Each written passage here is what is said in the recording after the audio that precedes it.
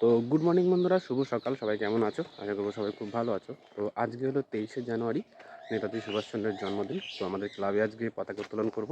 তো চলো সেখানে গিয়ে তোমাদের সাথে একবারে কথা হচ্ছে। তো অলরেডি ওখানে সব বন্ধু বান্ধবরা চলে গেছে।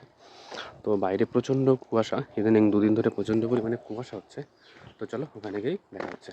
তো বন্ধুরা, তোমরা যারা আমার ভিডিও দেখো তোমরা তো সবাই ভালো করে জানো আমাদের এরকম একটা ব্রিজ পার হতে হয়। তো অ্যাকচুয়ালি ব্রিজের উপরে মানে নদীতে কুয়াশার পরিমাণটা বেশি। তোমাদের কাছে সেইটাই দেখানোর জন্য জাস্ট এখানে আসলাম।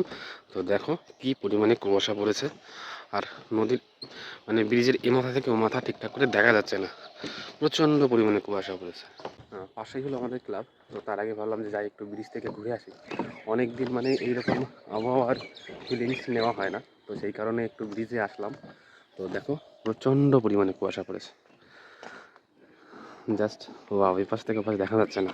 তো বন্ধুরা, ক্লাবে এসে দেখি কেউ নেই, শুধু একমাত্র কানাই কাকা আর আমি আর একটা দাদা ছিল। তো তারপরে এক এক করে সবাই চলে আসে এবং বেদিটাকে তৈরি করা হয়। গোছানো মোটামুটি প্রায় হয়ে গেছে। তো দেখতে পাচ্ছ জাতীয় পতাকাটাকে ঠিকঠাক করা হচ্ছে এবং সবাই মোটামুটি এখন দেখা যাচ্ছে এক এক করে সবাই চলে এসছে, ক্লাবের সমস্ত সদস্যরা। তো এখন আমাদের পতাকা উত্তোলন করা হবে। তো তোমরা সম্পূর্ণ ভিডিওটা দেখো, আর তোমাদের ওখানে পতাকা উত্তোলন হয়েছে কিনা সেটা একটু কমেন্ট করে জানিও। আমরা সকলেই মোটামুটি জানি যে নেতাজি সুভাষচন্দ্র বসুর জন্মদিন। কে ছিলেন? ফ্রিডম ফাইটার ছিলেন। তার জন্যই হয়তো আজ আমরা সুস্থভাবে স্বাভাবিকভাবে জীবনযাপন করছি। বন্ধুরা, পতাকা উত্তোলন হয়ে গেছে।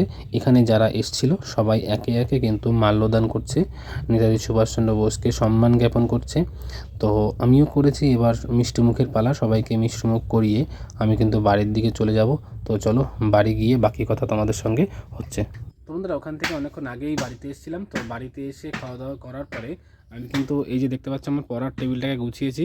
কারণ কি বলতো, ঘর ভাঙার পরে না ঠিকঠাক করে পড়ার টেবিলটাকে গোছাতে পারছিলাম না। তো সেই কাজগুলোই করছিলাম। আর অনেক সময় নষ্ট হয়ে গেছে। আর অ্যাকচুয়ালি বাড়িতে কাজ, তো সেই কারণে আমি সময় পাচ্ছিলাম না, যদিও অনেকটাই কাজ গুছিয়ে ফেলেছি। আর এমন একটা খবর পাওয়া যাচ্ছে নাকি 28 তারিখে হয়তো হিয়ারিং মিটে যেতে পারে, হিয়ারিংয়ে হয়তো আমাদের কেসটা মিটে যেতে পারে। সেই কারণে পরীক্ষা হয়তো খুব তাড়াতাড়ি হয়ে যাবে।